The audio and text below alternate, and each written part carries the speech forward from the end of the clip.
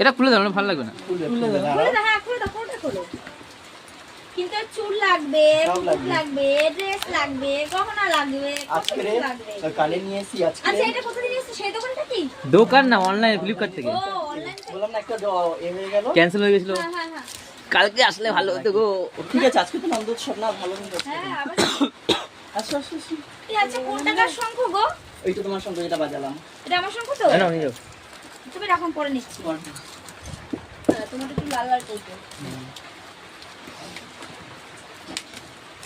বাহ, সুন্দর এসছে।